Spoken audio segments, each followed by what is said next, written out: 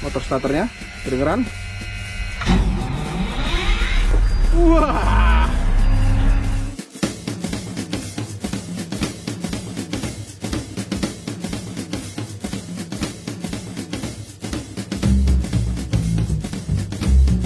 Halo YouTube, selamat datang di channel Om Mobi. Kami sekarang berada di suatu tempat yang mengharuskan kami memakai high visibility jacket, sepatu safety yang ada besinya depan, hard hat atau helm, kemudian masker. Yes, masker ini berfungsi agar tidak menghirup debu-debu yang tidak dibutuhkan oleh badan kita. Namun karena ini adalah channel Om Mobi, tetap kami pakai tengkorak. Masalahnya, kalau dari depan biasa aja, namun kalau dari samping kayak monkey. Ini adalah tambang batu bara besar milik negara PT Bukit Asam Tbk. Yes, memang kami sudah lama ingin lihat proses suatu tambang yang besar. Bagaimana proses penambangannya? Pada umumnya tambang batu bara di Indonesia itu batu baranya dekat ke permukaan, namun tetap harus memindahkan lapisan atasnya dulu. Jadi batu bara itu ada di dalam bumi. Dan di atas batu bara biasanya ada lapisan lagi, lapisan tanah. Lihat itu ekskavator besar sekali, suatu Komatsu yang bertenaga listrik. Bukan memakai baterai tapi memakai kabel yang terhubung dengan sumbernya. Itu kayak dinosaurus besarnya. Truk-truk yang besar-besar ini dipakai untuk mengirim lapisan tanah yang atas ini, yang namanya OB, overburden, ke tempat lain sehingga batu baranya bisa diambil. Ini bagian yang proses paling berat karena biasanya lapisan overburden itu lebih tebal dibanding dengan batu baranya. Makanya bisa begitu numpuk, roboh. Iya. Lebih besar kapasitas, lebih baik sehingga menimbulkan efisiensi. Kemudian truk ini, wah ini adalah Belas. Raksasa yang punya daya angkut 120 ton, itu bisa untuk bawa om gendut 1000 orang. Apabila Anda pikir Xenia V8 4000 cc kami bermesin besar, ini 37.800 cc. V12 menghasilkan tenaga 1260 horsepower dan berkat turbo ini torsi maksimalnya, siap-siap, 5107 Nm di RPM 1400 saja. Mesin menyalurkan tenaganya ke gearbox, pasti ada gearboxnya, dan nempel ke suatu generator. Nah, generatornya itu langsung mensuplai tanpa basa-basi, mensuplai energi ke motor listrik yang terhubungkan ke roda belakang. Sistem seperti ini bisa Anda temukan pada mobil yang namanya Nissan Note e-Power. Kami pernah tes dan ada videonya, linknya di description di bawah. Kami pernah tes mobil itu sangat kencang dan sangat efisien sekali. Jadi sistem seperti ini lebih efisien dibanding dengan dari mesin langsung direct ke roda untuk penyaluran tenaganya. Luar biasa.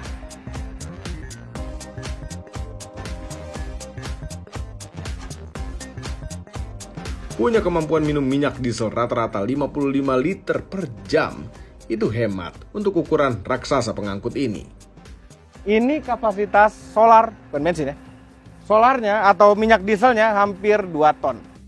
Truk ini berjalan melalui hauling road yang terus-menerus diperbaiki agar tetap rata. Walaupun ini adalah jalan tanah tapi benar-benar dipadatkan agar kuat. Dan juga sering disirami air agar tidak berdebu. Jalan tanah ini selalu diinjak oleh truk yang berat. Bayangkan besarnya ban untuk menahan beban besar itu. Intinya ban ini ukuran 33. Velgnya ukuran, ini karena R51, radial 51, berarti velg ini berukuran 51 inch. Nah, apabila Anda punya velg 20 inch, bangga. 51. Ini harga bannya satunya 300 sampai 400 jutaan. Luar biasa. Bisa beli Innova baru. Oke, saatnya kita lihat seperti apa kabin kokpit truk ini.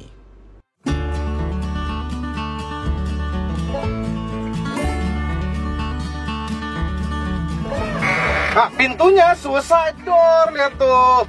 Ah. Setirnya sekecil ini. Aduh, ukuran truk segede gini. Semua switch lampu ada di sebelah kiri. Sebelah kanannya ada ini buat tangki bensin kali ya. Buat yang ini buat apa? Feeding fuel. Buat pindahin. Feeding fuel Pak, pompa. Oh, buat solar. prime. Ya. Itu buat nge-prime ya. Nge-prime tuh mompa ke dalam dulu. Ngisi ke ya. filternya.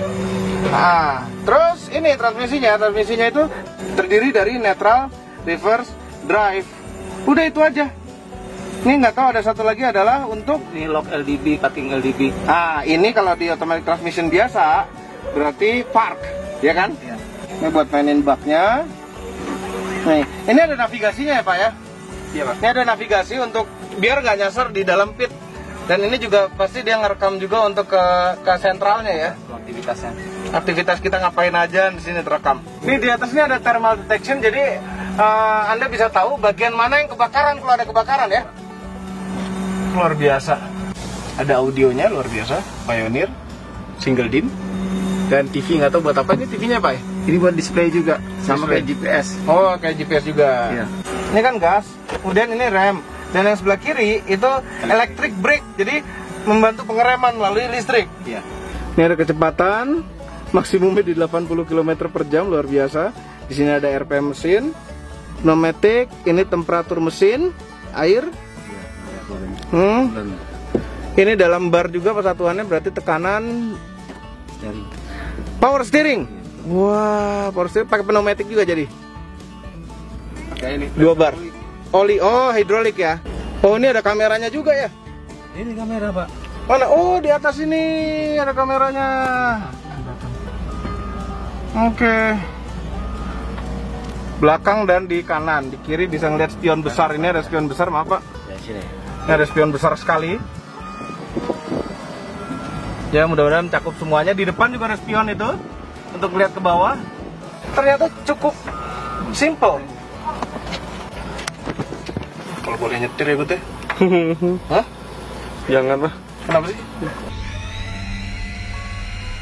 Motor starternya kedengeran. Wah.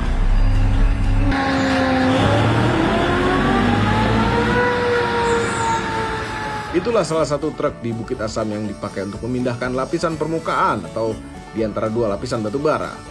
Sekarang saatnya kita lihat bagaimana untuk pengangkutan produknya, yaitu batu bara. Tetap dengan proses yang sama menggunakan ekskavator dan truk. Ya ini adalah truk Kamaz. Kami pernah datang ke pabriknya, dan jauh di sana. Ada di vlog Omobi yang ada di description di bawah. Ini truk yang salah satu truk yang bisa nanjak sekuat truk dengan ban besar itu.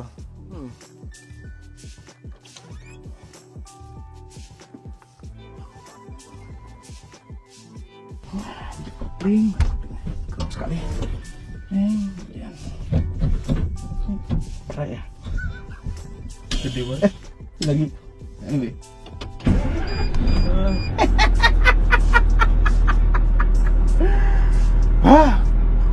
Inilah rasanya CC besar dengan tenaga yang besar juga, ngangkut batu bara bisa 30 ton, nanjak gila-gilaan.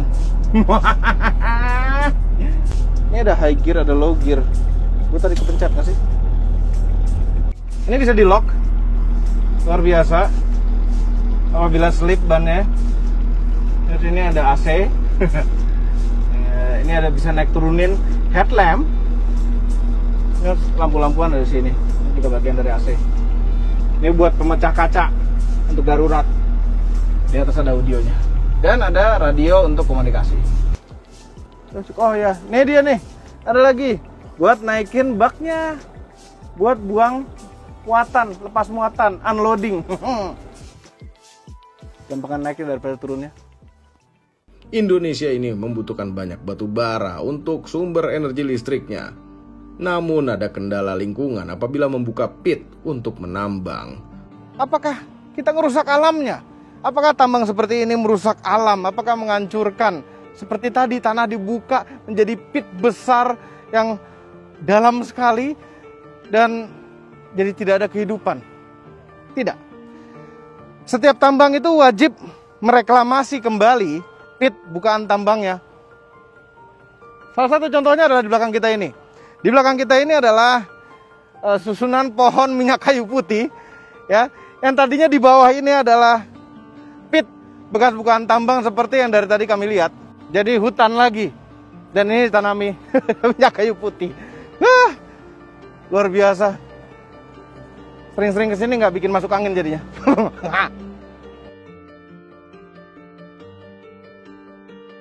Lalu bagaimana dengan masalah pembebasan lahan? Biasanya usaha apapun yang butuh lahan besar pasti ada masalah pembebasan lahan. Namun tambang proper seperti Bukit Asam ini pasti lahannya sudah dikuasai semua. Namun pasti ada penduduk yang menduduki juga tetap. Yang dilakukan Bukit Asam ini bukan mengusir, namun malah dibuatkan rumah baru untuk mereka tinggal. Sekarang sudah 428 rumah yang dibangunkan untuk mereka dan masih terus membangun. Luar biasa ini corporate social responsibility-nya. Dan ternyata untuk kegiatan CSR mereka melakukan ini juga. Kami tahu bahwa musuh-musuh dari para petani ini adalah tengkulak yang akhirnya sampai-sampai bisa digadaikan lahan-lahan mereka sendiri dan akhirnya tetap bertani dan menyewa di lahan mereka sendiri. Kemudian mereka membentuk yang namanya PT Pagar Bukit Asam. Ya, nggak terafiliasi sama sekali sama Bukit Asamnya, tapi Bukit Asam itu membantu memberikan modal usaha dan pupuk organik yang jadi tidak lagi memakai pupuk kimia dan membeli hasil panennya petani-petani ini. Belum gabung semua, ini total 150 hektar. Baru 58 hektar yang bergabung, tapi sudah sangat membantu sekali. Bayangkan dulu tengkulak itu memberikan bunga yang sangat amat luar biasa besarnya. Dalam 1 kali MT atau masa tanam yang lamanya itu 4 bulan, itu memberikan bunga sebesar kurang lebih 20%. Itu berarti dalam setahun itu ada menjadi 60% bunganya. Itu luar biasa.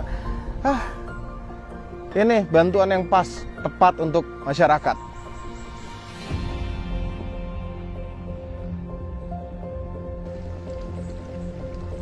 Padi itu setelah dipanen, digiling. Nah, proses mereka di sini, PT Pagar Bukit Asam, ini penggilingannya, ini mendapatkan energi dari atas, dari matahari. Jadi, sistem ini di sini penggilingannya pakai solar cell. Yes, kegiatan suatu tambang bukan sekedar kegiatan mengangkat dan memindahkan. Yang ini malah sampai membuat power plant sendiri langsung di mulut tambang. Benar-benar perusahaan energi. Jadi ingin beli sahamnya di Bursa Efek. Jangan lupa tekan tombol jempol ke atas dan subscribe channel Motomobi, Omobi, dan Mesmobi apabila belum, berikut dengan tombol loncengnya. Share video ini ke seluruh dunia melalui sosial media Anda dan jangan lupa follow sosial media kami yaitu Instagram. Terima kasih telah menonton.